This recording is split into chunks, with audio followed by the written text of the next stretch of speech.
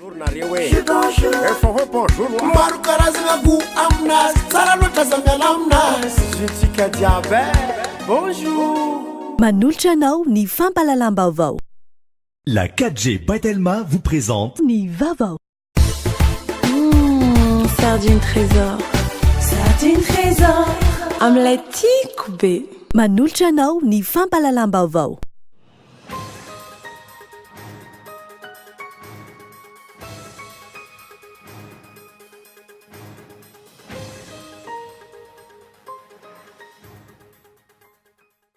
Tsy kobakambava na fampanantenana pôkaty toy ny nisy hatramin'izay ny iainan'ny firenena ankehitriny.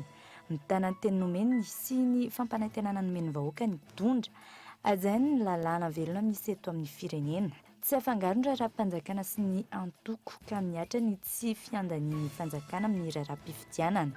Andindin'izay arainao anatin'ny matoan-dahatsoratra Andry Rarson. Anomboka ny alatsinainy ho avy izao ny fampelezan-kevitra ho an'ny fifidianana solombavam-bahoaka eto Madagasikara. Efa vonona niatrika izany avokoa ireo kandida tsirairay rehefa samy nampafantatra ny filantsako vidiana dia rinona azona ny laharana ao anaty bileta tokana. Vokatry ny fiara-miasa amin'ny firenena Japone ary tamin'ny alalan'ny JICA, EPP miisa 5 ao anatin'ny Cisco Thomasina voalohany sy faharoa no nahazo foto-drafitr'asa vaovao ary notokanana tamin'ny fomba ofisialy androany. Ho tratra ny vinan'ny filohan'ny repoblika ny ampitomboana avy-roendy ny famokarana herinaratra manerana ny nosy. Isitraka ny tetikasa iarahan'ny fanjakana sy ny tsy miankina amin'ny fahazoana herinaratra avy amin'ny angovo azo avaozana ny malagasy manomboka amin'ny taona 2024. Androany no napetraka tamin'ny fomba ofisialy ny sariboninaitry ny mpanjakan'ny Thailande. Aritra mandritry ny 3 andro kosa ny fety fanamarian'izany. Ny andindindreo avy hatrany.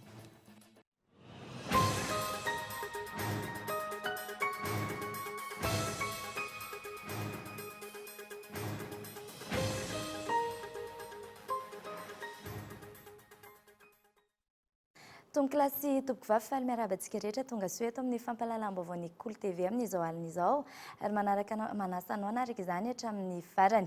Entsika isantarana amin'ny fampalalam-baovao ny lafiny politika tsy kopakambava, ny fampanantenana pôkaty toy ny nisy hatramin'izay no iainan'ny firenena ankehitriny, mitana ny teny nomeny sy ny fampanantenana nomeny ny vahoaka ny tondra.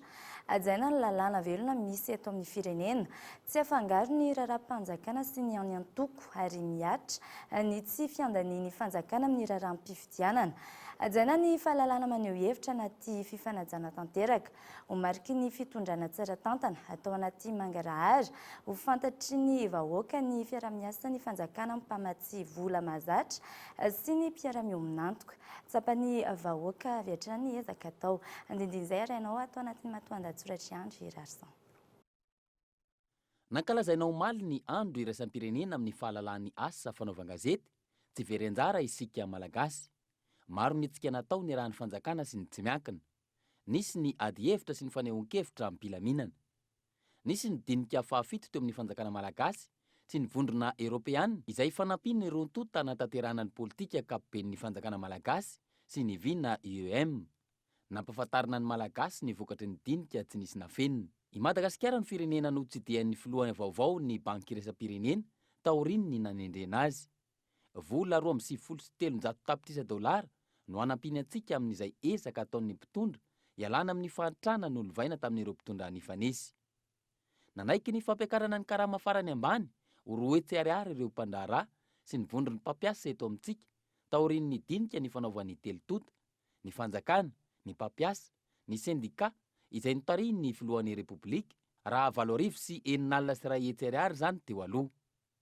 Nilaza tamin'ny mpanao gazety ny ministry ny fitsarana fa ahina ny fahefana tsy azo ivalozany ny solombavambahoaka ialana amin'ny mety ho fanararaotam-pahefana sy ny fandikan-dalàna ary asiana caméra de surveillance ihany koa eny anivo ny fitsarana iadivana amin'ny kolikoly izay mampikolay ny vahoaka. Nilaza ny préfet de police eto Antananarivo fa esorina amin'ny andraikiny izay sefim-pokotany miandany amina kandida solombavambahoaka manomboka izao. Antony nanalana ireo sefim-pokotany am-polo ny teny amin'ny firaisana fahadimy. Izany rehetra izany no natao dia ny hampisy fiantraikany mivantana amin'ny vahoaka malagasy, ny fanovana atao sy ny ezaka ataon'ny mpitondra. Faniompana bebe kokoa tamin'ny fanatsarana ny asa sy ny fampananana asa eto Madagasikara ny filan-kevitry ny minisitra omaly fahatelo ny volana Mey ho atsaraina ny fiahiana ara-tsosialy ny mpiasa rehetra rehefa nisy ny fanapa-kevitra maro ndraisina mifandraika amin'izany. Fanadidina entiny Gaëtan Andriatsilava. Notapahany filan-kevitry ny ministra omaly fahatelo ny volana Mey fa omena 3 volana ny knaps anohy ny fanentanana idiran'ireo mpiasa rehetra ao mpikambana ao aminy. Aoriany ny 3 volana tsy maintsy nanao fanambarana ireo mpiasa rehetra ny mpampiasa isy ny fiahiana ara-tsosialy ho an'ireo mpiasa ao amin'izy ireo. Omena ndraikitra manokana ihany koa ny ministeran'ny toe-karena sy ny fitantanam-bola, ny ministeran'ny asa, ny fampananana asa, ny asa-panjakana ary ny lalàna sosialy miaraka amin'ny knaps anao fanadihadiana momba ny fiahiana ara-tsosialy tokony ho an'ireo mpiasa mahaleo tena tahaka ny mpamboly, mpanjono, mpivarotra ary mpanao asa tanana. Tokony hivoaka mialohan'ny faran'ity taona 2024 ity ny vokatry ny fanadihadiana. Aorian'izay, ho raisinareo fepetra rehetra amin'ny fiantohana ny fiahiana ireo mpiasa ireo raha toa ka marary. Voalaza nandritra io filan-kevitry ny ministra io ihany koa fa tokony hiatra manomboka ny taona 2024 ny fanamorana ny ahazona ny fisotron-dronono ary tokony havaozina hifanaraka amin'ny vanim-potoana ankehitriny ny didy mandalana momba ny fiahiana sy ny fiarovana ara-tsosialin'ny mpiasa. Notsehevina ihany koa ny atao hoe asa mendrika araka ny famaritana nataon'ny OIT na ny Organisation Internationale de Travail. Asa ahafana mamokatra sy ahazona karaha-maradrariny, asa misy fiarovana eny anivon'ny toeram-piasana ary misy fiahiana ara-tsosialy ho an'ny fianakavian'ny mpiasa, asa ahafana mivoatra sy manamora ny fidirana ao anatin'ny fiarahamonina, asa manome fahalalana ny mpiasa aneo izay mety ho fitakiana, hivondrona sy handray anjara amin'ny fanapahan-kevitra mety hisy fiantraikany amin'ny fiainany arak'asa, ary indrindra asa miantoka ny fitoviany herijika sy ny fikarakarana na lahy na vavy. Efa nisy fepetra noraisina mifanaraka amin'ireo tanjona ireo. Ny fampiakarana horoetsy ariary ny karamafarany ambany amin'ny fampidirana miasa izay notapahana ny 17 volana aprily lasa teo. Ny fanomboana ny tetikasa fiariana sy ireo tetikasa vaventy maro, fananganana foto-drafitr'asa-panjakana izay ahafana mandray mpiasa maro sy ny sisa. Fanomboka ny alatsinainy ho avy izao ny fampelezan-kevitra ho an'ny fifidianana solombavambaoaka eto Madagasikara. Efa vonona ny atrika izany avokoa ireo kandida tsirairay avy rehefa samy nampafantatra ny filatsan-kovidiny taoriny nazona ny laharana ao anatin'ny bileta tokana. Gaëtan Andriatsilava. Ny daty ny fahinana ny volana Mey, izany hoe ny alatsinainy ho avy izao no fotoana voatondro ny lalàna anomboan'ny fampelezan-kevitra amin'ny fifidianana solombavambaoaka eto Madagasikara. Fe-potoana izay aritra 120 andro araka ny voalazan'ny lalàna hatrany. Efa vonona ny atrika izany avokoa ireo kandida tsirairay avy rehefa samy nampafantatra ny filatsan-kovidiny taoriny ny nazonany laharana ao anaty bileta tokana. Efa vonona ihany koa ireo mpanohana ny kandida tsirairay avy araka ny safidiny sy izay maharesy lahatra azy. Ny amin'ny ankapobeny aloha dia efa vonona tanteraka. Izay le pré-campagne zany préparation. Iny ny tena somary manahirana fa aminay ny fanatanterahana izay zavatra dia efa vonona izay hanomboka alatsinainy moa izy io tonga izay dia hidina eny an-kianja. Raha tsy hivina ny fanazavan'ny vaomera mahaleo tena misahana ny fifidianana, voararany lalàna avokoa mialoha io fe-potoana voatondro io ny fanaovana dokam-barotra ny tena izay midika sahady ho fampelezan-kevitra. Araka ny andininy ny 520 lalàna mifehy ny fikarakarana ankapobeny ny fifidianana sy ny fitsapan-kevi-bahoaka, araka ny andininy 520 ny lalàna mifehy ny fikarakarana amin'ny ankapobeny ny fifidianana, voasokajy ho fampelezan-kevitra avokoa izay fiatsika miverina matetika amin'ny haino aman-jery na amin'ny alalan'ny fantsona hafa ka lasa mendrika ho dokam-barotra, mety hanentana ny olom-pirenena hifidy kandida iray na lisitra kandida iray amin'ny fifidianana. Ho tratra ny vinan'ny foan'ny Repoblika ny ampitomboana avy roeny ny famokarana herinaratra manerana ny nosy. Isitraka ny tetikasa iarahan'ny fanjakana sy ny tsy miankina amin'ny fahazoana herinaratra avy amin'ny angovo azo avaozina ny malagasy manomboka amin'ny taona 2024. Fanadihadiana entiny Onina Saina. Isan'ireo velorano nataon'ny filohan'ny Repoblika tamin'ny vahoaka malagasy ny fampitomboana ho avy roeny ny famokarana herinaratra eto Madagasikara. Isan'ny fomba anatratrarana izany raha ny fanadihadiana natao ny fivadiana makany amin'ny fampiasana ireo angovo azo avaozana toy ny herin'ny masoandro, ny rivotra sy ny rano. hiditra tsy ho ela ao anatin'ny vanim-potoana tetezamita izany hoe fivadihana miandalana amin'ny fampiasana ireo angovo azo avoazana i Madagasikara raha nambarany tale jeneralin'ny angovo eo anivon'ny ministeran'ny angovo sy ny rano ary ny akoranafo. Ny angovo azo avy amin'ny masoandro dia ndeha atao hoe latsaky ny herintaona amin'ny fananganana azy. Isika amin'ity taona ity dia mieritreritra fa mety avita ahatsangana eo amin'ny 400 megawatt eo. Ao anatin'izy ireo anafaingana azy mety misy ihany antsoina hoe hybride 10 megawatt, mety miresaka antsika hoe 3 megawatt, mety hiresaka antsika hoe 10 megawatt, mety ho vitantsika ao anatin'ny rotaona. Ireo zany zao hiasakazahana.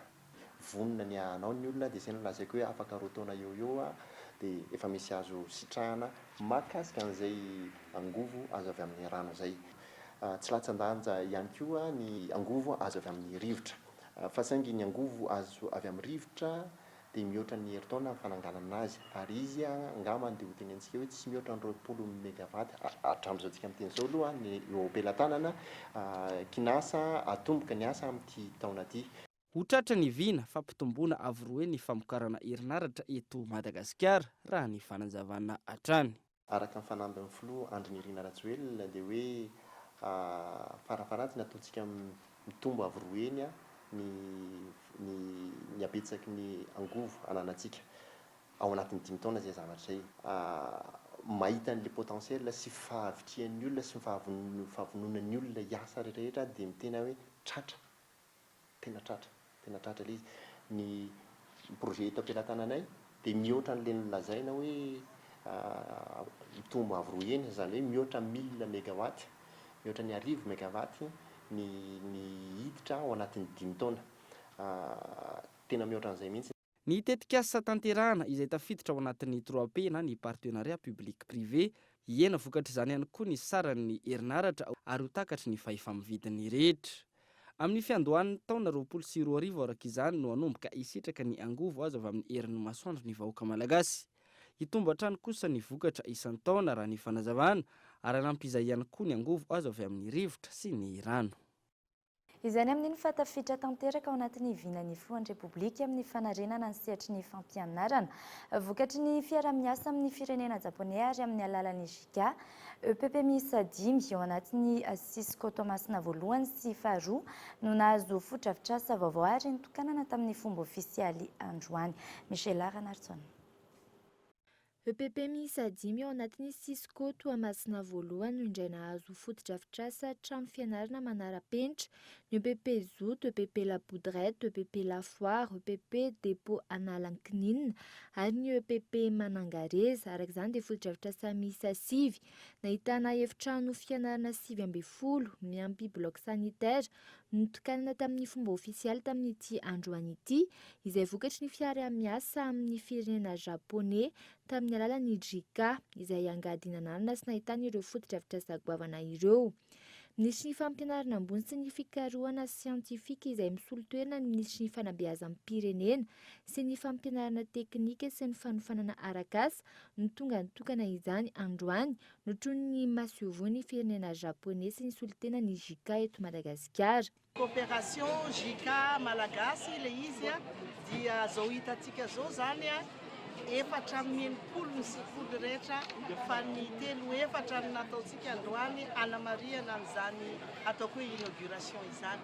Ny tombony azontsika zany amin'izao dia ny fahafahan'ny mpianatra manana foto-drafitr'asa ianarana saly tsara tareha madio ny banc arak'izay tokony ho izy manara-penitra tsara ary indrindra fa salle de classe zay natao zany amin'ny ataontsika hoe na cyclone raha dia tsisy dia manantena zany ministera fa azo vokatra tsara ho an'ny mpianatra mianatra ao anatin'ny ireto sekoly ireto dia indrindrandrindra koa zany vokatra tsara zay omeny ny mpampianatra ny fanatsarana ny kalitaon'ny fampianarana. Ankoatra ny Toamasina voalohany dia nahazo toy izay ihany koa ny tao Toamasina faharoa raha tambatra dia mitotaly hatrany amin'ny 9 miliara ariary ny tedi-bita amin'ny fanamboarana ireto foto-drafitr'asa ireto.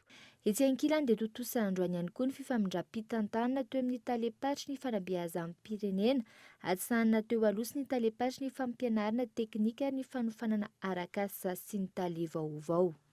Lafy ny fampianarana izay hatrany tanterana omaly ny fanadiovana fobe ny arahan'ireo mpianatry ny alema amin'izao fotoana sy ny teo aloha. Etsika izay fanao isan-taona fanentanana ny mpianatra hikajy ny tontolo iainana sy hitandro ny fahadiovana. Isy ny loka hozaraina amin'ny kilasy izay manaja fahadiovana amin'ny farany taom-pianarana. Gaëtan Andresilava. Toy ny fanao isan-taona no tanterana omaly teto amin'ny LMA ny fanadiovana faobe ny arahan'ny mpianatra sy ireo mpampianatra ary ireo mpianatra teo aloha izay mivondrona ao anaty fikambanana. Tsotra ny tanjona ny fanentanana ny mpianatra hanaja ny fahadiovana sy ny tontolo iainana.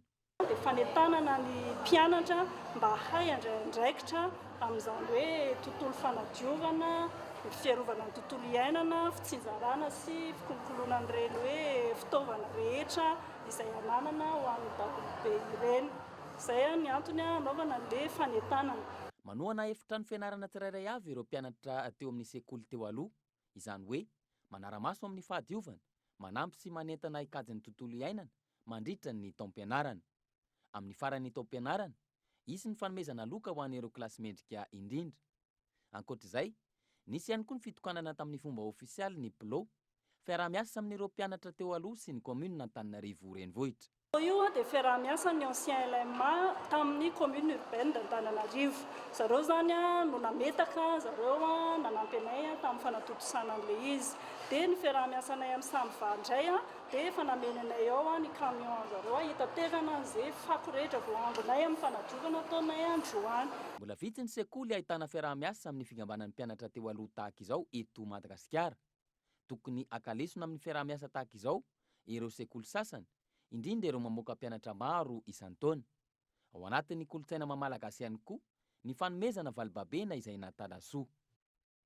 Izany amin'iny fa ho hatsaraina anaraka ny toetry ny andro ny postra malagasy, hoy ny ministra tompon'andraikitra. Maro ireo fanavaozana atao ahafahana mamaly sy ny filany misy eto Madagasikara raha ny fanazavana. Fanadihadiana entiny hoana saina. Miandanjatra ny fampiasan'ny vahoaka malagasy ny postra. Antony maro no mahatonga izany raha ny fanazavana toa ny fiazakazaky ny teknôlôjia, eo ihany koa ny fahalavirana sy ny fahavitsiny ny bureau ny postra. Manoloana izany, manambara ny ministry ny postra sy ny fifandraisan-davitra ny fampivoarana ny haitao arakajy mirindra fa ho avaozana ny fotodrafitrasa sy ny fomba fiasa manomboka izao. Izay no nahatonga nanao visy androany mijery an'ity postra izy lancé produit vaovao koa zany postra atao hoe postre monnaie izay efa teneniko izao fa ho disponible amin'ity volana ity. Dia efa nijery koa zany mpiara-miasa rehetra atao amin'ny postra hoe ahoana fomba ilancena an'izany. Sady hanatsara ny fikiram-bola amin'ny postra no hanamora ny fikirakirana ny vola satria hitanareo amin'izao fotoana izao moa zany ny olona efa mandefa transfert amin'ireny finday ireny amin'ireo alalan'ny société-na télécommunication fa postra dia hanana produit vaovao atao hoe postre monnaie izay eritreretina fa tsara sady mora no haingana kokoa ary ahafahana manao paiement eran'ny Madagasikara ary eran'izao izao. Ampahafantarana amin'ny fomba ofisialy ny sabotsy 20 Mei izao ity tolotra ity sy ny politika vaovao entina ampiroboroboana ny postra malagasy. Fa mialohan'ny anarana ny toy ny fampahalalam-baovao toy ny mikasika ny herinandro ny Europa sy ny maresaka ara-panatanjahantena dia anaraka doka-varitra isika.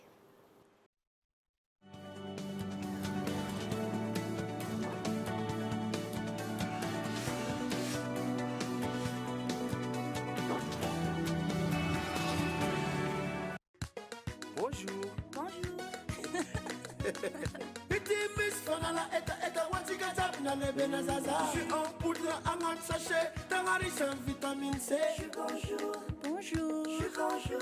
Bonjour. Bonjour. Mon patanzaka, zem suta samba samba cha. Bonjour. Bonjour Nariwe. Bonjour. Bonjour. Maru karazina gu amnas, sarano tazamya amnas. Jitika diabet. Bonjour.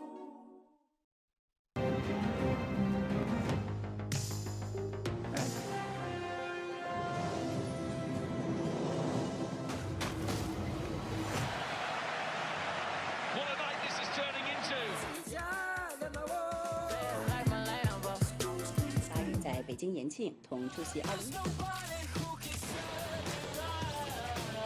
Les meilleurs divertissements méritent la fibre by Telma. Accédez à tous vos contenus préférés en illimité avec la fibre by Telma à seulement 249 000 arrières par mois. Rendez-vous en Telma Shop. Sardine trésor. Sardine trésor. Sardine trésor. Sardine matchiaoze. Sardine trésor. Met bermer comme salade. Mouf. Na hoe atao goûter nenkizy. Sakafo rehetrarehetra e. Hasoandrala ela miaraka amin'ny tsakitsaky. Sardine trésor. Qualité-nazy ao tsara. Riche en oméga. Ilaina be rehefa mifety indrindra moa fa miaraka amin'ny fianakaviana. Sardine trésor. Amin'ilay tiako be.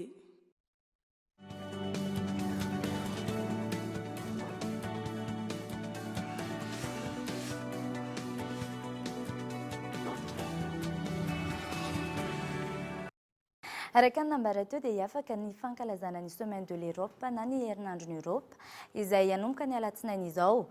Ny talata andro ho natokana hanehoana ireo tetikasa avatsy ny vondrona Europeanina vola izay hanasana manokana ireo tanora. Gaetan Andriatsilava. Ankalazaina isan-taona eto amintsika ny herinandron'ny Europe. Hetsika maro no tanterahana mandritra izany. Ohatra amin'izany, ny talata faha-7 ny volana May ho avy izao, izay fotoana natokana hanehoana ireo tetikasa vatsy ny vondrona Europeanina vola eto Madagasikara. Eny amin'ny Parvis ny Hôtel de Ville no hanatanterahana izany ary hanasana manokana ireo tanora. Antony, tokony hafantatra mialoha ireo karazana tetikasa vatsin'ireo firenena vahiny vola ny mpianatra. Misy mantsy dia sika dia foana hoe ny mpamatsy volany mariako aloha fa ny vondrona Europeanina zany dia tsy averina ny vola omendry zareo fa fanomezana. Dia matetika teny hoe ny mpamatsy volany ka meny antsika ilay vola fa ny manam-pahaizana avy any amin'ny any no manatanteraka ny asa dia amin'izay laverina any amin'ny any ilay ampaham-bola mba hampihena izay ilay ataontsika hoe fakana manam-pahaizana zany avy any ivelany izay zany dia tsara tokoa ny tanora raha ohatra ka manana an'ilay fahalalana ahafahana manatanteraka an'ireny asa izay takian'ilay reny tetikasa ireny. Izay zany no hanasana indrindra ny tanora. Ankoatra ny fampirantiana ireo tetikasa vatsy ny vondrona Europeanina vola, isy ihany koa ny fanentanana sy ny kilalao maro samihafa. Ny fanentanana ao ataon'ny Stefan zany dia misy lalao quiz fantatsika natao quiz dia isy koa ny ataontsika live cover dia isy koa ny zoutine zay ahafahantsika zany mandray anjara ary isy valosoa mena andreo le zay mahavala fanontaniana amin'ny quiz ohatra zay vita ny cover ny tsaratsara dia isy valosoa na isy fanomezana atolotry ny mpikarakara. Fotoana ahafahan'ny tanora mahafantatra ny fahalalana takian'ireo tetikasa misy eto amintsika, ny fotoana fanehoana toy ireny. Miankina amin'izay no hijereny lalam-piofanana izorana raha toa ka maniry sehatra amin'izany izy ireo. Fa ny fampafantarana samihafa no isan'ny ahafahana miaro tsy halantamingana ny Lémurien eto Madagasikara. Androany nisy ny fampirantiana Lémurien atao tetsy amin'ny Salon Besoa Antaninarenina. Fanadihadiana. Tsy ampy ny fampafantarana ny Lémurien, antony iray tsy ahafahana miaro ity biby mampiavaka ny Madagasikara ity. Ankehitriny ahina ho lantamingana ny 550 isan-jatony araka nambarany teo anivon'ny GERP. Entina namafisana ny fampafantarana io nisy androany ny fampirantiana izany tamin'ny alalan'ny kanto tetsy amin'ny Salon Besoa Antaninarenina. Ny tanjona dia mametanana ny ankizy any aoriana. Ny tanjona koa dia irina mba tafiditra ao amin'ny programme scolaire hatrany amin'ny ankizy kely indrindra, izany hoe Lémurien manao sary salamity zao ty indri ity dia izy io tsy mety tsy velona any amin'ny tany hafa eto amintsika ihany, maty izy raha voentina any amin'ny tany hafa soa ihany fa raha tsy zany dia efa nentin'olona any akafa any daholo izy ireo. Teboka maro ankoatr'izay taky ny fiarovana ny ala no vahaolana tsy halantamingana azy. Raha tsy ahivina laharana fa 70% amin'ny 570% i Madagasikara amin'ny resaka fiarovana ny tontolo iainana. Ny fanatsarana ny kalitaon'ny fampianarana no takiana amin'ny mpitantana vaovaon'ny sekoly manamboninaitra eny amin'ny Akimilantsirabe izay vao avy nanaovana fanaovantsy ny famindram-pahefana. Fifandimbiasa-pahefana izay entina hitondra hevi-baovao indray hanatsarana ny sekoly raha ny fanazavana. Mampiona Rakoto Arsan.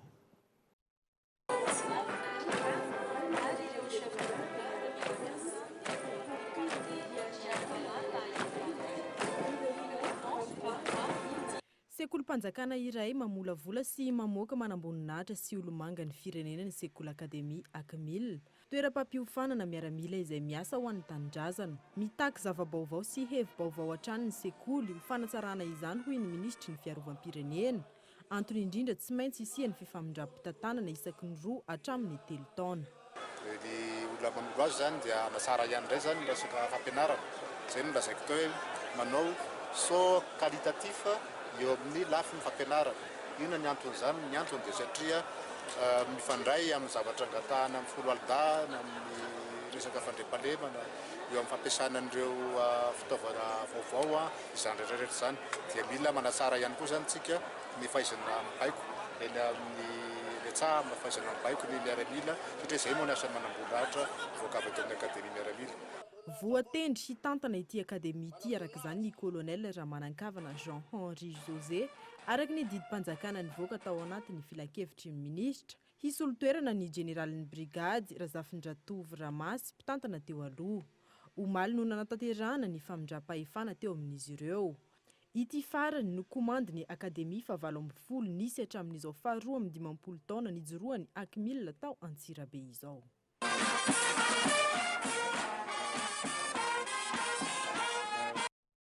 Nitotsaina tamin'ity androany ity teny amin'ny CCI Ivato, nietsika telo sosona ny karakarain'ilay Lions Club tsara tanàna.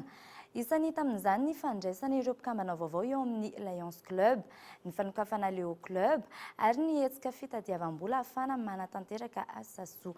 Fanampanazavana. Mankalaza ny fahafolo taona niorena ny Lions Club tsara tanàna dia apiditra mpikambana vaovao anankiroa ihany koa ary anorina Leo Club Alpha tsara rindra. Ny Lions Club Antananarivo tsara tanàna dia manao asa soa ho an'ny eto Antananarivo sy manodidina ary eraky Madagasikara, miompana lehibe indrindra amin'ny resaka fampianarana, manohana EPP anankiroa zao zay eto Antananarivo sy any Tamatavy, dia manao koa zay hetsika ho an'ny fiarahamonina, ao ny fanohanana sakafo ohatrany, ao ihany koa ny ho an'ny tontolo iainana fambolekazo. Lafiny ara-pahasalamana toy ny fizahana maso sy ny diabeta. Tontolon'ny fanatanjahantena kosa indray ny bata fandresena ireo tanora mpilalao baolina kitra avy any amin'ny distrikany Nosy-Varika izay tonga eto Andrenivohitra raha ny fanandrana tamin'ny ekipa voafantin'ny Tana 2.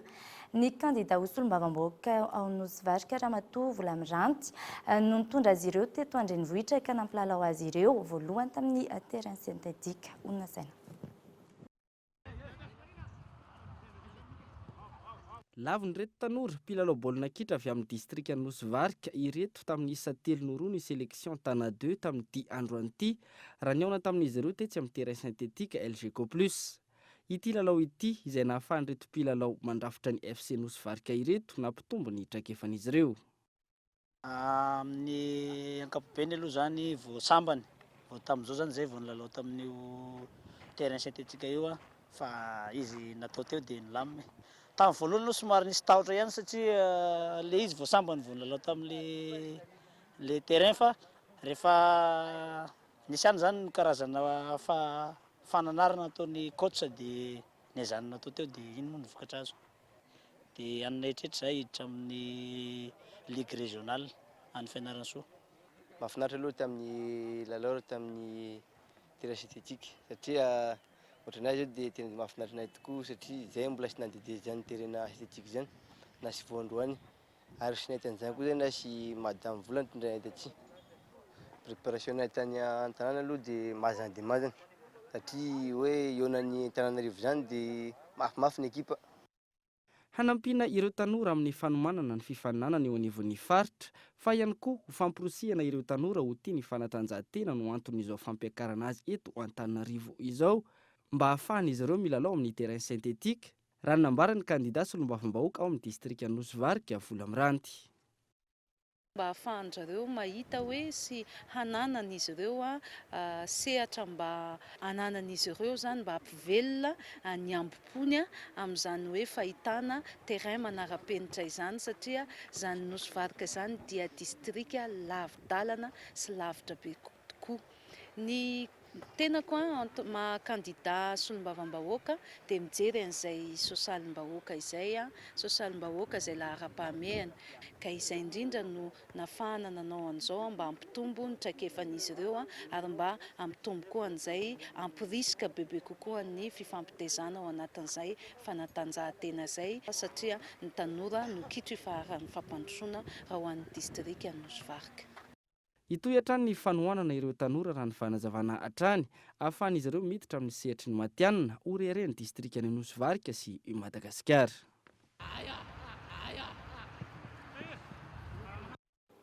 Ny mikasika ny rongony sy ny zava-mahadomely eto Madagasikara indray, ny fanadihadiana entina aminao anatin'ny fandaharana alalino. Ny zava-misy eto amintsika, ny fiatraikany sy ny vahaolana mifanaraka amin'izay no entina aminao. Arao ny santionany amin'izany. Noho ny fahazoan'ity sehatra ity ivany eto Madagasikara, mitombo ny fitadiavana maro izany, mitombo tahaka izay ihany koa ny mpivarotra. Telo taona teo no varotana ny izy. Ka ny lafo zao ohatra zao manatin'ilay andro eo malany eo amin'ny 50 mahery indray raha tena tsy mandeha. Raha tena mandeha zany io ianao mahazana 500 mahery indray andro. Natony varotana izy hitako moa totabeny zany sasany roboko amin'ilay izy. Sarotra ny fialana amin'ny zava-mahadomelina, tsy vitan'ny tenany manokana sy ny finiavany ihany. Singa lehibe izany saingy singa iray fotsiny. Misy fitiavana, misy fakasitrahana, misy fiadanana ho an'le tiavina zany le olona tiana. Zay mahatonga an'izy hoe objet. Dia matoa zany désiré le objet dia misy an'ireo zavatra anankitelo lehibe teneniko ireo. Ny toaka sy ny rongony zany zava-mahadomelina dia substitut d'objet solony le objet désiré. Zay zany le izy. Zany hoe le tanora zany matoa mifidy ny safidy an'le bande de jeunes namany dia satria tsy objet désiré intsony zany le ray aman-dreny. Dia lasa izy makao amin'le bande de jeunes, ao amin'le bande de jeunes nefany misy toaka rongony dia misy ny sexe. Dia olona manana finiavana na volonté hiala amin'ny toaka sy ny rongony, zay no ampinay hiala amin'io. Fa raha tsy tonga eto le olona tsy manana volonté izy fa teren'le vadiny na teren'ny ray aman-dreny na teren'ny fianakaviana dia zava-poana lehibe izay intoxication satria hiverina foana le échec rehefa avy eo. Manamora ny fanasitranana ny fanohanana avy amin'ny fianakaviana ireo olona akaiky eo ihany koa ny resapola. Dia izay ihany koa tompoko lasy tompoko vavy namarana ny fampahalalam-baovao tamin'ity anio ity. Ankehitriny ianao nanaraka izany hatramin'ny farany veloma tompoko.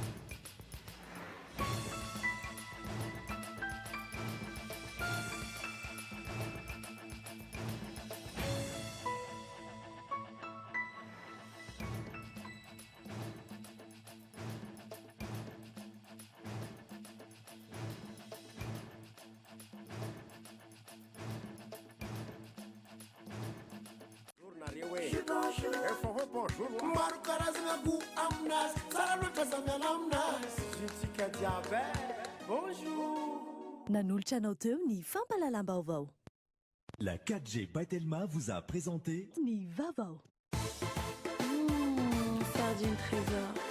Sardine trésor. Amin'ilay tiako be. Nanolotra anao teo ny fampahalalam-baovao.